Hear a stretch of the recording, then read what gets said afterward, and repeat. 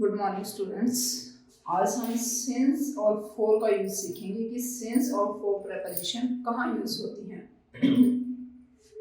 देखिए, जो for preposition है ये टाइम के लिए कहाँ यूज होती है। फॉर जो यूज होता है ये पीरियड ऑफ टाइम के लिए यूज होता है। कहाँ? Period of time, period of time. और जो सिंस है ये पॉइंट ऑफ टाइम के लिए यूज होता है, पॉइंट ऑफ टाइम। ठीक है, पॉइंट मीन्स एग्जैक्ट हमने किस टाइम काम स्टार्ट किया था। हमें नहीं पता कि काम को स्टार्ट हुए कितने मिनट्स हो गए हैं, कितने आवर्स हो गए हैं, या फिर वीक और ईयर हो गए हैं, बट किस पॉइंट से हमने काम स्टार्ट किया था उसके लिए हमें सिंस प्रेपोजिशन का यूज होता है। और कितने लंबे पीरियड से, मीन्स हमें ये पता है कि हमने 2 घंटे से काम शुरू कर दिया था, या फिर 2 मंथ्स से काम शुरू कर दिया था, या 2 मिनट बिफोर काम शुरू किया है, तो वो पीरियड हो गया ना कि कितने लंबे टाइम के लिए काम किया है, तो हमें फॉर प्रेपोजिशन का यूज करना होता है। ठीक है, सीधा examples, he travelled in the desert dash 5 months. उसने 5 मंथ्स के लिए डेजर्ट रेगिस्तान में ट्रेवल किया। अब देखिए ये 5 मंथ्स है, तो ये पीरियड ऑफ टाइम है या फिर पॉइंट ऑफ टाइम है। पीरियड है ना कि हमें उसकी लेंथ पता है टाइम की, कि 5 मंथ्स के लिए यूज हुआ है जो। ठीक है, ये पीरियड ऑफ टाइम है, तो पीरियड ऑफ टाइम के लिए हमें किसका यूज करना है? फॉर प्रेपोजिशन का। क्लियर? नेक्स्ट है bake the cake dash 2 hours. Cake को 2 घंटे तक पकाना है। ठीक है, अब हमें लिमिट पता है कि चाहे हम किसी भी टाइम स्टार्ट करें, 2 बजे, 3 बजे, 11 बजे, या किसी भी टाइम, बट जो जितने टाइम तक पकाना है हमें उस पीरियड का पता है कि कितने टाइम तक पकाना है, तो हम किसका यूज करेंगे? For. Bake the cake for 2 hours, 2 घंटे तक केक को पकाना है। He has been teaching here dash 2004। अब देखो हमें ये पॉइंट का पता है कि उसने टीचिंग कब स्टार्ट की है। कब स्टार्ट की है? 2004 में। हमें नहीं पता कि उसको 2 मंथ्स हो गए टीचिंग करते हुए, या ईयर्स हो गए, या फिर मिनट से हुए, या आवर से हुए हैं। हमें उस पीरियड का तो नहीं पता ना कि कितना लंबे टाइम तक उसने टीच किया, बट हमें उसका स्टार्टिंग पॉइंट पता है कि कब स्टार्ट किया था, 2004 में। तो पॉइंट ऑफ टाइम के लिए हमें किसका यूज करना है? सिंस का। क्लियर? मुझे लग रहा है कि यही आपको जस्ट क्लियर हो गया होगा कि कहाँ सिंस का यूज करना है और कहाँ फॉर का यूज करना है, वरना बहुत से स्टूडेंट्स इसमें कंफ्यूज हो जाते हैं। The farmer has been ploughing his field dash 4 o'clock। जो फार्मर है उसने 4 o'clock पे अपने खेतों को जोतना शुरू किया। अब हमें नहीं पता कि उसको 1 आवर हो गया, 2 आवर्स हो गए, या मिनट से हुए हैं। ठीक है, हमें सिर्फ उसका स्टार्टिंग पॉइंट का पता है कि उसने कब शुरू किया था, 4 बजे शुरू किया था। That means point of time के लिए हम किसका यूज करेंगे? सिंस प्रेपोजिशन का। क्लियर? आया समझ में? देखिए स्टूडेंट्स, प्रेपोजिशन आज कंप्लीट होने को है। इसमें सभी प्रेपोजिशन मैंने 6 लेक्चर्स में कंप्लीट करवा दी हैं। फिर भी अगर आपको कहीं भी कोई डाउट है तो आप कमेंट बॉक्स में डाउट अपना पूछ सकते हो। और इसके बाद प्रेपोजिशन कंप्लीट होते ही नेक्स्ट जो लेक्चर है वो आपको कौन से टॉपिक पे चाहिए वो आप मुझे कमेंट बॉक्स में बता दें, मैं वही टॉपिक नेक्स्ट स्टार्ट कर दूंगी। ठीक है, चाहे आप कंपटीशन लेवल का एग्जाम दे रहे हैं, चाहे फिर आप स्कूल लेवल के एग्जाम दे रहे हैं, किसी भी जो भी टॉपिक आप ग्रामर का नेक्स्ट करना चाह रहे हो वो आप मुझे बता दीजिए। ठीक है, नेक्स्ट प्रेपोजिशन है थ्रू। ये किस लिए यूज होता है? देखो, ये टाइम के लिए भी यूज होता है, ये प्लेस के लिए भी यूज होता है, बट इसमें हमें स्टार्टिंग से लेकर के और ये पूरा रास्ता और इसके एंडिंग पॉइंट तक हम इस पूरे को क्लियर करते हैं।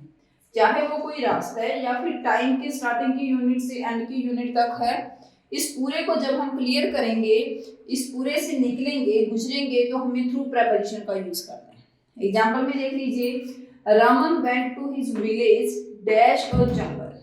रमन अपने गांव गया है जंगल को निकाल के। इस जंगल में से होके गया है, स्टार्टिंग किया उसने जंगल के बाहर से, और फिर उस पूरे जंगल को निकल के फिर वो अपने विलेज पहुंचा है। ठीक है, तो हम इसलिए किसका यूज करेंगे? थ्रू। जंगल पूरा पार करके फिर वो अपने गांव गया, मीन्स उसने किसका यूज किया है? बीच में इसका जंगल का, तो उस पूरे को निकालने के लिए जो उसने प्रेपोजिशन यूज किया हम उसके लिए क्या लिखते हैं? Through. He was looking his field dash a window। अब देखो वो विंडो के थ्रू अपने खेतों को देख रहा है, ठीक है। और विंडो के इधर वाली साइड है, पूरी विंडो को यूज करेंगे। इधर वाली रूम के अंदर वाली तरफ से बाहर वाले की तरफ पूरी विंडो से होके देखेंगे, तो उसके लिए किसका यूज होगा? थ्रू। क्लियर। नेक्स्ट है go through this lesson as I am going to take your test. अभी मैंने आपका टेस्ट लेना है, इसलिए गो थ्रू कर लीजिए। इट मीन्स पूरे लेसन को आप देख लीजिए, स्टार्टिंग से एंड तक आपको देखना है, फिर मैंने आपका टेस्ट लेना है। तो स्टार्टिंग से एंडिंग पॉइंट तक जब हमें पूरा रास्ता चलना होता है, उसके लिए हमें किसका यूज करना है? थ्रू प्रेपोजिशन का।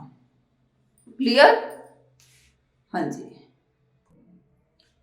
ये स्टूडेंट्स कुछ ट्रैवलिंग के लिए हम कुछ प्रेपोजिशन का यूज करते हैं, जो कि कंपटीशन एग्जाम में पूछने के लिए एग्जामिनर की ये बेस्ट होती है, फेवरेट प्रेपोजिशन है। इसमें आपको वो कंफ्यूज करता है।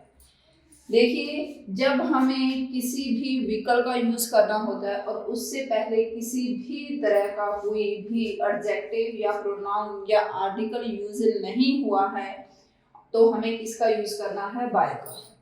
जैसे मैं कहूँ कि I will come by car, by bus, it means local bus या किसी भी और की कार है, हमें नहीं पता है कि ये कार किसकी है, ठीक है, तो हम यूज करेंगे बाय प्रेपोजिशन का। बहुत अच्छे से इसकी कंसेप्ट को क्लियर कर लीजिए, वरना यहाँ पे बहुत स्टूडेंट्स की मिस्टेक होती है। बट अगर कार से पहले मैंने लगा दिया द, इट मीन्स वो मेरी ही कार है, ठीक है, या फिर कोई स्पेशल कार है जिसके बारे में मैं आपको बता रही हूँ, या फिर मैंने लगाया माई कार, मीन्स जो ये कार है वो मेरे साथ ही रिलेट करती है, मेरी खुद की है, या हिज कार, ठीक है। इसी तरह का प्रोनाउन या एडजेक्टिव या आर्टिकल अगर इनसे पहले आता है, बस, कार, जीप, ट्रक, इनसे पहले आता है, तो हमें इन प्रेपोजिशन का यूज करना है, ठीक है। अगर हमें इससे पहले किसी भी तरह का कोई भी एडजेक्टिव या फिर आर्टिकल या प्रोनाउन वगैरह नहीं दिया जाता है, तो हमें बाय प्रेपोजिशन का यूज करना है। जैसे मैं लिखूं the teacher came in local bus, ठीक है। अब बस से पहले मैंने इसको यूज किया है, तो हम क्या लिखेंगे? इन। अगर मैं कहूं directly the teacher came dash बस, तो हम इन दोनों के ना यूज करेंगे। अगर लोकल को नहीं लिखेंगे तो मैं लिखूंगी बाय बस, ठीक है। नेक्स्ट देखिए, we will go on foot, on scooter, on horseback, जिसपे बाहरी तौर पे हम बैठे हुए दिखाई दे रहे हैं, ठीक है। जैसे ट्रैक्टर के ऊपर बैठते हैं हम, ठीक है, साइकिल के ऊपर बैठते हैं, स्कूटर के ऊपर बैठते हैं, और या फिर अपने पैरों पे चल के जाते हैं, तो उसके लिए हमें किसका यूज करना होता है? ऑन प्रेपोजिशन का, ठीक है। इसके लिए हमें किसका यूज करना है? ऑन प्रेपोजिशन का। ये तो चलो हमें ध्यान है कि हम स्कूटर के ऊपर बैठते हैं, साइकिल के ऊपर बैठते हैं, ट्रैक्टर के ऊपर बैठते हैं, बट हम कार या बस के भी तो बैठते हैं ऊपर, बट इनके अंदर ये हमें चारों तरफ से कवर करती हैं, कार और बस, ट्रक, जीप जो होती हैं, ठीक है। इसलिए इसमें किस चीज का यूज किया जाता है? अगर ये विदाउट डिटर्मिनर्स हैं तो बाय, और अगर ये डिटर्मिनर्स के साथ हैं तो इन प्रेपोजिशन का।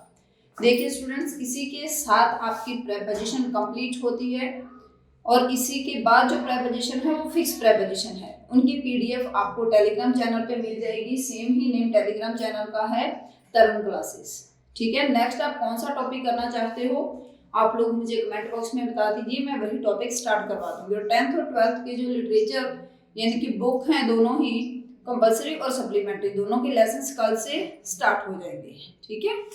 Thank you.